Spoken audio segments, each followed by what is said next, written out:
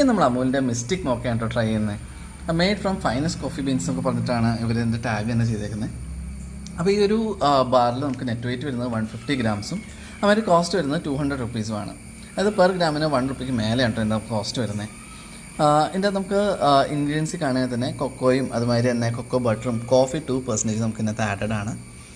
അപ്പോൾ ഇനി നമുക്ക് ജസ്റ്റ് ഒന്ന് ട്രൈ ചെയ്ത് നോക്കാം. നമ്മുടെ യൂഷ്വൽ അമൂലിൻ്റെ ചോക്ലേറ്റ്സ് മാതിരി തന്നെ വലിയൊരു കവറിങ്ങിലാണ് കേട്ടോ ഇത് വരുന്നത്. നമ്മുടെ മെയിൻ പേപ്പർ കവറിങ്ങിലുള്ള വലിയൊരു കവറിങ് ആയിട്ട് വരും.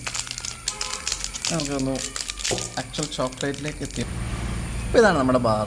അത്യാവശ്യം ഒരു ലോഗോയും പിന്നെ അതുപോലെ അമൂലിനൊക്കെ എഴുതി അത്യാവശ്യം നല്ല അടിപൊളിയായിട്ടാണ് ഈ ബാർ ചെയ്തേക്കുന്നത്. പിന്നെ ടേസ്റ്റ് വൈസ് ഒന്ന് നോക്കാം.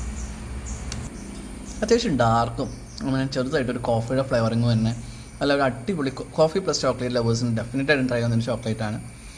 ഷുഗർ കണ്ടിട്ട് കമ്പാരിറ്റീവ്ലി കുറവാന്ന് തോന്നുന്നു. കാരണം അത്യാവശ്യം ഒരു കോഫിയുടെയും ഡാർക്ക് ചോക്ലേറ്റിൻ്റെ ഒക്കെയാണ് കൂടിയിട്ടുള്ള ഒരു കയ്പ്പാണ് കൂടുതൽ കിട്ടുന്നത്.